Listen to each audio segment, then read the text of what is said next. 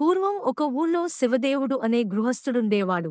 అతడు మహా శివ భక్తుడు. రోజు తమ ఊళ్ళో ఉన్న శివాలయానికి శివదేవుడు వెళ్ళేవాడు. ఒట్టి చేతులతో వెళ్లకుండా బాగా కాచి చల్లార్చిన కుంచెడు పాలు ఆలయానికి పట్టుకెళ్ళేవాడు. శివుడికి వాటిని నైవేద్యంగా అరగింపు చేసేవాడు. అలా భక్తితో స్వామికి నమస్కరించి ఆపై పాలను ఇంటికి తీసుకెళ్ళేవాడు. ఇలా పరమనిష్ఠతో ప్రతిదినం కుంచెడు పాలను శివుడికి అరగింపు చేసేవాడు. స్వామిని అర్చించేవాడు. ఉన్నట్టుండి ఒకనాడు శివదేవుడికి భార్యతో కలిసి పొరుగురికి వెళ్లాల్సిన పని పడింది. దాంతో తాను నిష్ఠగా చేసే శివపూజ, శివుడికి పాలని నివేదించే పని ఎలాగా అని ఆలోచించాడు. ఇంట్లో అందరికన్నా చిన్నదైన కూతురిని దగ్గరికి పిలిచాడు. పాపా, మేము ఊరికి వెళ్తున్నాం. ఊరు నుండి తిరిగి వచ్చేదాకా ఇంటి దగ్గరనే జాగ్రత్తగా ఉండు. ఇంకో ముఖ్యమైన పని అదేంటంటే మనం రోజూ శివాలయంలో శివునికి పాలను అరగింపు చేసేవాళ్లం. ఆ పని కూడా నువ్వు చేయాలి అని జాగ్రత్తగా కాచి చల్లార్చిన మంచి గోవు పాలను కుంచెడు కొలిచి పాత్రలో పోసుకుని గుడికి వెళ్ళాలి. అక్కడ స్వామికి ఆ పాలను అర్పించాలి. వెళ్తావు కదూ? ఇది మన నియమము తల్లీ, వ్యర్థం కానివ్వకు. ఆటలని పాటలని అటు ఇటు పరిగెత్తకుండా సావాసకత్తెలతో ఊరంత తిరగకుండా ఇంటిపట్టునే ఉండి చెప్పిన పని చేయమ్మా, మరచిపోవు కదూ, మా బంగారం కదూ అని గడ్డం పట్టుకుని బతిమిలాడి మరీ చెప్పాడు. అలా గుడికి వెళ్లే పని పాపకు అప్పగించాడు శివదేవుడు. పాప సరేనంది. శివదేవుడు భార్యతో కలిసి పొరుగురు వెళ్లాడు. మరుసటి రోజు పాప చాలా ఉత్సాహంగా ఉల్లాసంగా స్నానదులు ముగించుకుని మంచి గోవు పాలను మరగకాచి చల్లార్చి సరిగ్గా కుంచెడు పాలు కొలుచుకుని గిన్నెలో పోసుకుని గిన్నె చేత పట్టుకుని తను కట్టుకున్న పలుచని కొంగును పాలమీద కప్పి సరాసరి గుడికి చేరింది. గర్భాలయంలో కొలువై ఉన్న శివలింగమూర్తి ఎదుట పాలగిన్నెను ఉంచి 2 చేతులెత్తి స్వామికి మొక్కింది. పాలవైపు చేతులు చూపిస్తూ శివయ్యా, ఇవిగో పాలు నీకోసమే తెచ్చాను, ఆరగించవయ్యా అని శివుడికేసి చూసి చెప్పింది. ఎదురుగా నిలబడితే ఎలా తాగుతాడు అని కాస్త పక్కకు జరిగి చాటుకు నిలబడింది. కాసేపు అయ్యాక వచ్చి ఆ గిన్నెలో చూసింది.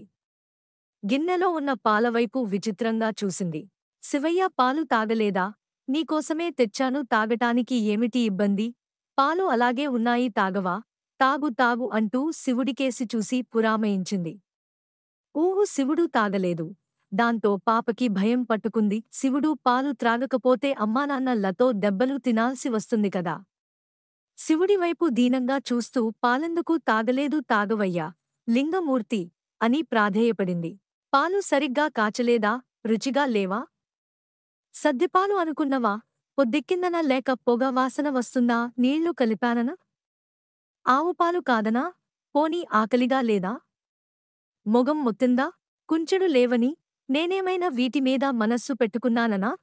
చిన్నపిల్ల తెస్తే నేను తాగాలా అని కోపంగా ఉందా? ఎందుకు తాగవయ్యా అంటూ నిలదీయటం మొదలెట్టింది. పరమశివ, పసిపాపను చేసి ఏమిటి ఈ సతాయింపు? ఆకలిగా లేదా? పోనీ అదైనా నోరు తెరచి చెప్పాలి కదా.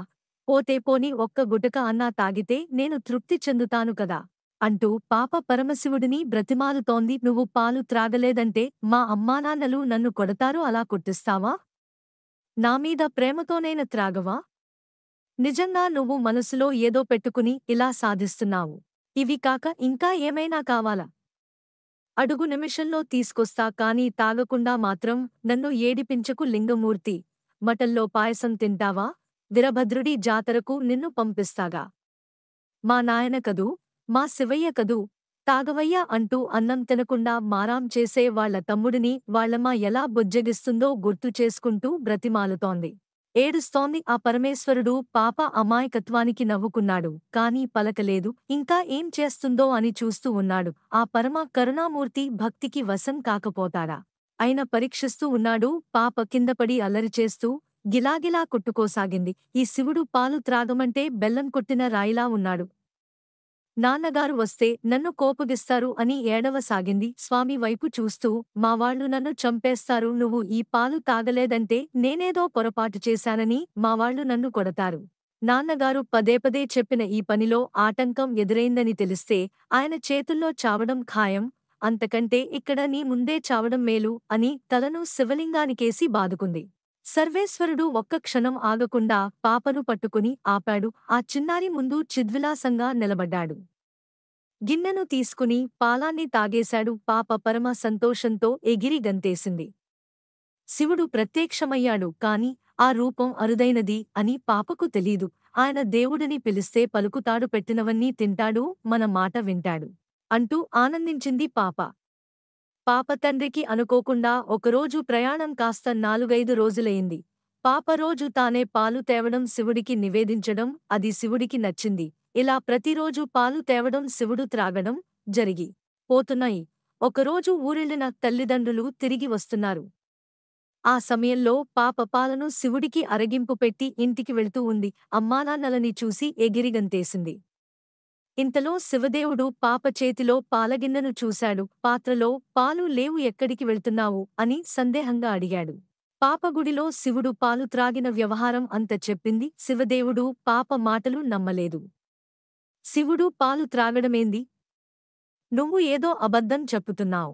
శివుడి పేరు చెప్పి నువ్వే త్రాగేశావా లేదా నిజం చెప్పు. శివుడికి నేను చేసే వ్రతాన్ని నేలపాలు చేశావు కదూ అంటూ ఆగ్రహంతో కూతురును అనరాని మాటలన్నాడు. పాప ఎంత చెప్పినా పాప మాటలు నమ్మని శివదేవుడు మరునాడు పాప వెంట పరమేశ్వరుని మందిరానికి వెళ్లారు. రోజుటిలాగే పాప పాలను శివుని ముందు ఉంచింది. లింగమూర్తి అరగించవయ్యా అని పిలిచింది. స్వామి పలకలేదు. అప్పుడు శివదేవుడికి పట్టరాని కోపం వచ్చింది. ఓసిరోజు పాలు త్రాగే శివుడు ఇవాళ త్రాగలేదే? చూడను కూడా లేదు. కన్నతండ్రినే అబద్ధపు మాటలతో మోసం చేస్తావా? ఎన్ని కథలు చెప్పి మోసం చేశావే పాపిష్టిదానా! ఎంత శివద్రోహం చేశావే! శివుడికి తెచ్చిన పాలను నీ పొట్టలో పోసుకున్నావా? ఉండు, నీ పని చెప్పుతా. ఎంత నాటకం ఆడావే! నిన్ను ఊరికే వదిలిపెట్టను, నీ పొట్ట చీలుస్తా అంటూ ఆక్రోశంతో పాప మీదకు ఉరికాడు ఆ తండ్రి. పాప భయంతో వణకిపోయింది. ఎటు వెళ్లాలో తేలిక గట్టిగా ఏడుస్తూ హా లింగ, హా లింగ అంటూ లింగస్వరూపాన్ని గట్టిగా పట్టుకుంది. ఇదిగో నేనున్నాను అంటూ భయపడకు అత్యంత దయతో మహాలింగమూర్తి పాప మీద వాత్సల్యంతో తన వక్షస్థలాన్ని తెరిచాడు. పాప అందులోకి చొరబడింది. తండ్రి వెంటపడుతూ పాప వెంట్రుకలను చిక్కించుకున్నాడు. ఎక్కడికి పోతావే అంటూ ఇవతలకి లాగబోయాడు. అప్పటికే పాప శివుడిలో ఐక్యమైపోయింది. వెంటనే ఆ దివ్యలింగం, ఆ పాప మాయమైపోయింది. ఎంతో నిశ్చలమైనది ఆ పాప భక్తి, అమాయకత్వం. అదే శివుడికి ఇష్టమైనది. అందుకే తండ్రిని కాదని బిడ్డకు దర్శనమిచ్చారు. తనలో ఐక్యము చేసుకున్నాడు. దానికి ఇంతకన్నా నిదర్శనం ఏముంది? ఆనాటి నుండి ఆ పాప గోడగూచి అనే పేరుతో స్తుతించబడింది.